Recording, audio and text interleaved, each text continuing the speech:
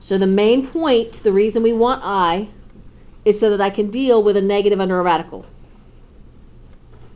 Okay? What's the square root of 25? 5. Okay? Turns out, if I have a negative under the radical, it just adds an I to my answer. That's all it does. It adds an I to my answer.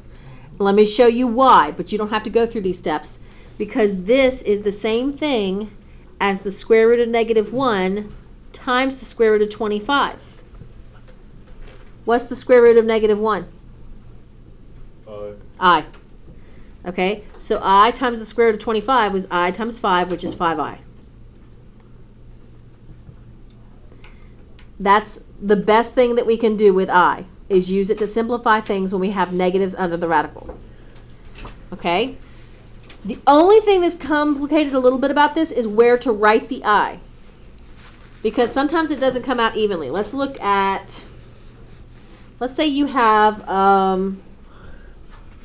square root of 50. To simplify that, and there's no negative under this, so I'm not worried about I right now. If there's not a negative under the radical, you're not going to have an I. Okay? Square root of 50, what's the biggest perfect square that goes into 50? 25. 25. So I can rewrite this as square root of 25 times square root of 2.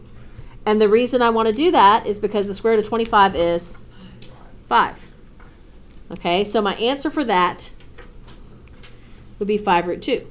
Okay, so then the question becomes, where am I supposed to put the I if I have this?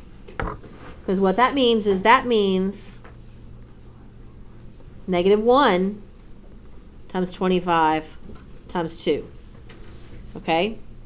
You actually put the 5, here's 5, this is I, and square root of 2 is just square root of 2. The square root part always goes on the back.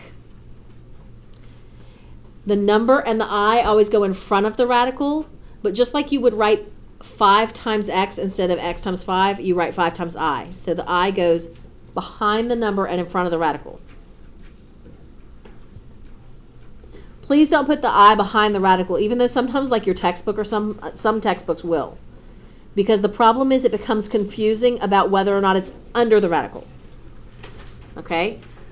So what if I have square root of negative 32?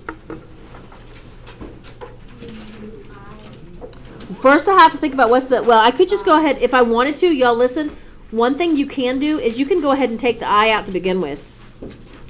And then simplify the 32 on your own time. Like take, get the I out so you're not worried about that negative and what to do with it. Now what is the biggest perfect square that goes into 32? 16. 16. So it's I times square root of 16 times 2. So 4I root 2 is your answer.